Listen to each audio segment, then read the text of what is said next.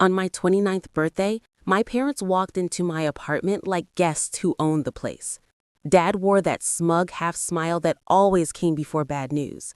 Mom clutched a folder of documents and an expression that screamed self-righteous victory.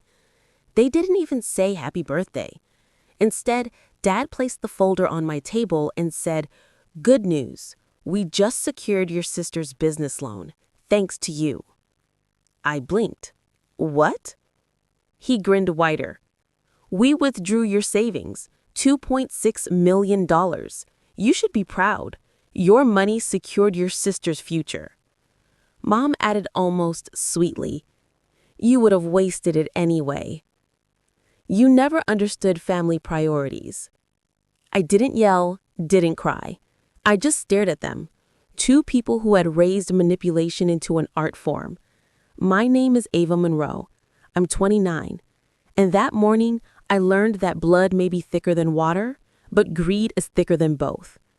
For a moment, they mistook my silence for defeat. Dad poured himself a drink, boasting about how family sacrifices build legacy.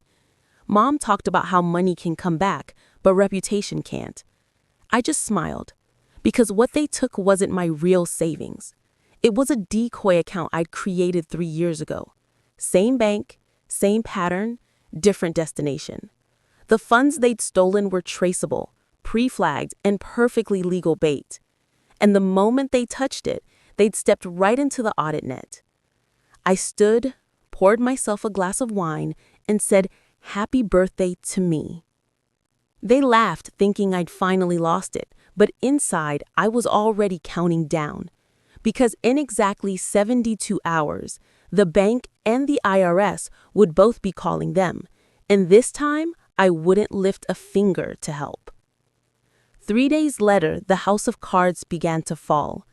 I was sipping my morning coffee when the first call came. Dad's number flashing like a red alarm. I answered, calm and slow. "What did you do?" he barked. "The bank froze all our accounts. They said something about an investigation." I leaned back in my chair, watching sunlight dance across the floor. "Oh, that? Yeah, I got an email too.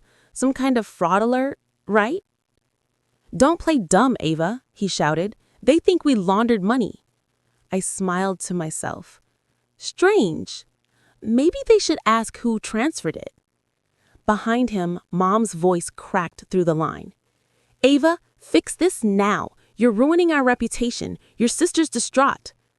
I took a sip of coffee. "You mean the one whose future my money secured?" The silence that followed was beautiful. Dad finally muttered, "You'll regret this. We're family." I chuckled. Exactly. And that's why I left breadcrumbs for the auditors, to make sure family gets full credit for their crimes. They both started shouting over each other, panic leaking through every word, but I was already done listening.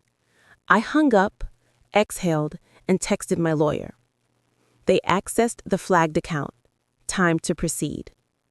Her reply came instantly. "Perfect. Sit tight. We'll let the feds handle it." I spent that afternoon at my office finishing a proposal for my own startup, the one my parents said will never make money. And as my phone kept buzzing with their chaos, I smiled quietly, because for 10 years they thought they were draining my life. But every deposit, every number, every file name had led them straight into a trap they built themselves. The birthday gift I'd waited a decade to unwrap. By the next morning, their panic had evolved into desperation. Mom showed up at my apartment unannounced, hair unbrushed, perfume fighting the smell of anxiety. She banged on the door like a debt collector, shouting my name so loudly that even the neighbors peeked out. When I opened it, she stormed inside. "Ava, you have to fix this," she pleaded, pacing. "The investigators came to the house. They asked about wire transfers, foreign accounts. Your father nearly fainted." I leaned against the counter, calm as still water. "I told you not to touch what wasn't yours." She turned, eyes glistening, tone sharp. "We're your parents. We raised you. Everything we did was for your future." "For my future?" I asked. "Or for the one you couldn't control anymore?" Her lips trembled. "You can't do this to your sister. She's innocent." I sighed. "You mean Emma, the future CEO who registered a shell company under Dad's name last month? Don't insult me, Mom. I do data security for a living." She froze. You knew?" "I knew everything. The fake invoices, the withdrawals, even the calls to your banker friend in Tampa. You both underestimated me because I kept quiet." She dropped onto the couch, her face pale. "You set us up." I shook my head. "No, you set yourselves up. I just stopped saving you from the consequences." Her voice cracked. "Ava, please, we could lose everything." I looked her in the eye. "You already did, the moment you treated me like your insurance policy instead of your daughter." She started to cry, but I didn't flinch because for the first time in years, the guilt wasn't mine, and the silence between us finally sounded like freedom. By evening, the story hit the news. Not the front page, at least not yet, but enough to make them sweat. A small headline read, "Local couple under investigation for financial misconduct and wire fraud allegations." Beneath it was a photo of my parents outside their home, looking furious and terrified. I watched the report from my apartment, eating Chinese takeout, feeling strangely calm. It wasn't satisfaction. It was release.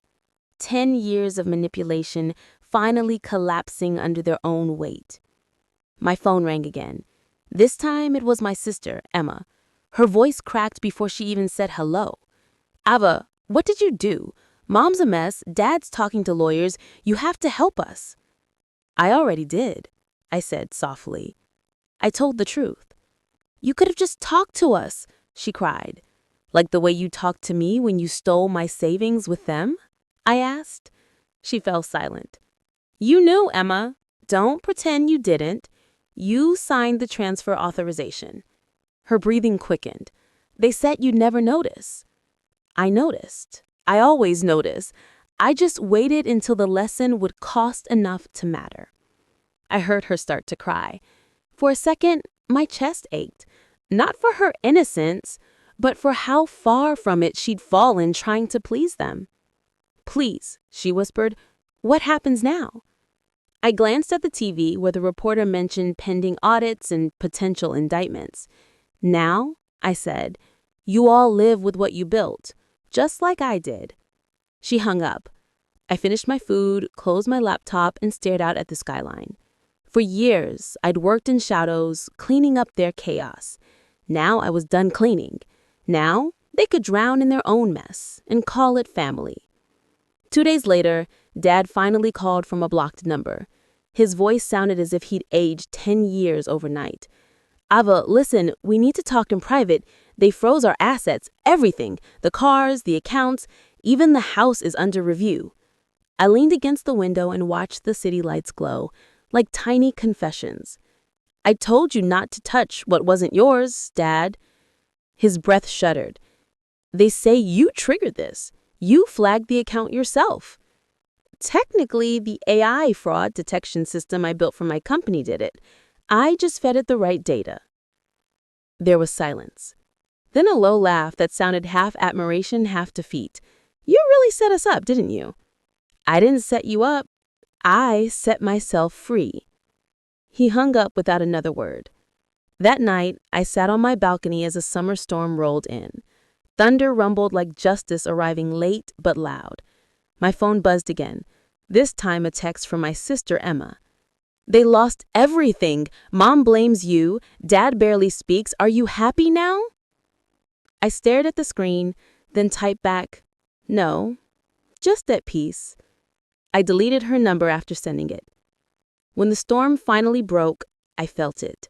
Not guilt, not triumph, but clarity. The kind you only get after surviving people who call betrayal love. They once told me I was too quiet to make an impact. Now, their silence echoed louder than any apology ever could. For the first time since I was a child, I didn't owe anyone an explanation. I just let the rain fall, washing away the last of their control, one drop at a time. Their names, their faces, everywhere. The same people who once bragged about family pride were now being dissected by the media they used to impress. My coworker, Noah, slid the newspaper across my desk that morning. These the folks you mentioned once? Damn, Ava. Looks like karma didn't need your help. I just smiled faintly. Karma got my memo early. It was strange how normal life felt while theirs crumbled.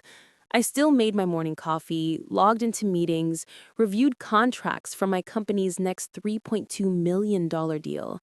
The contrast was almost poetic. That evening, an envelope arrived at my office. Unmarked, no return address. Inside was a handwritten note in my father's tight cursive. You could have stopped this.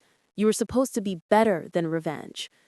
Beneath the note was a faded childhood photo of the three of us at the beach. Dad holding me on his shoulders, both of us laughing. For a moment, I couldn't breathe. Because he was right. I was supposed to be better. But they never left me the chance to be. I folded the photo gently, placed it back in the envelope, and whispered, "You taught me this."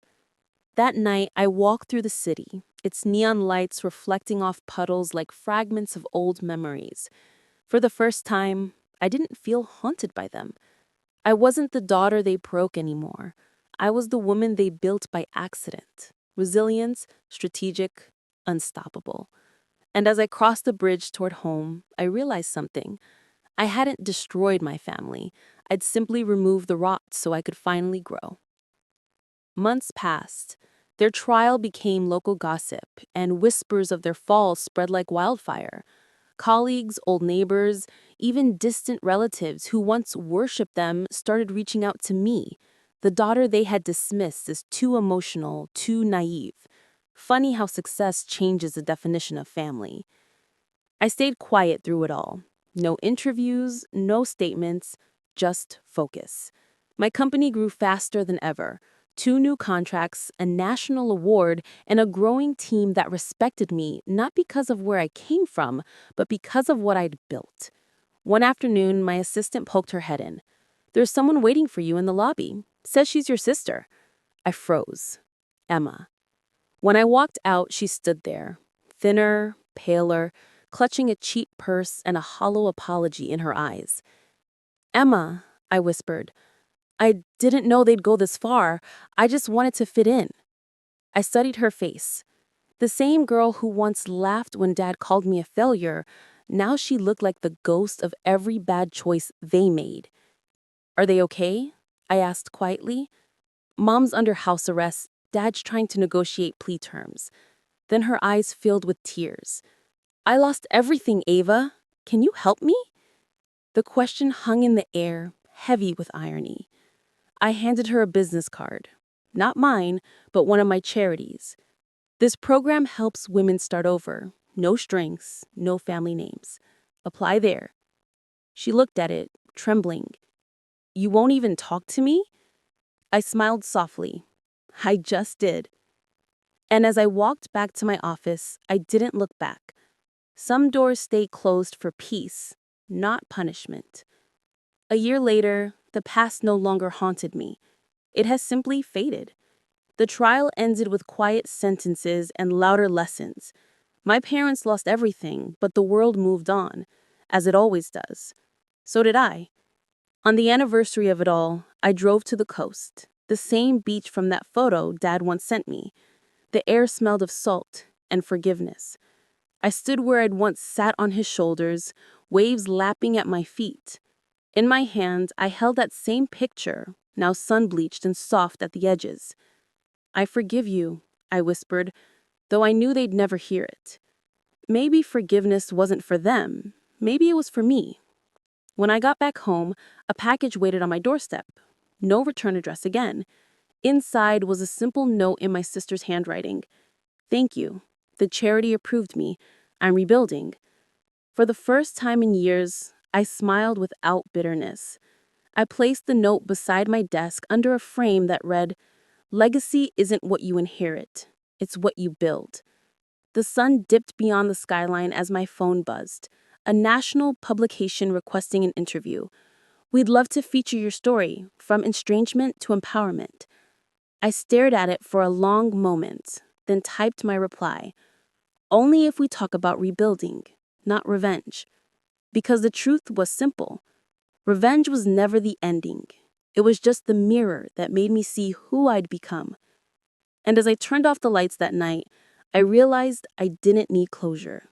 I already had peace.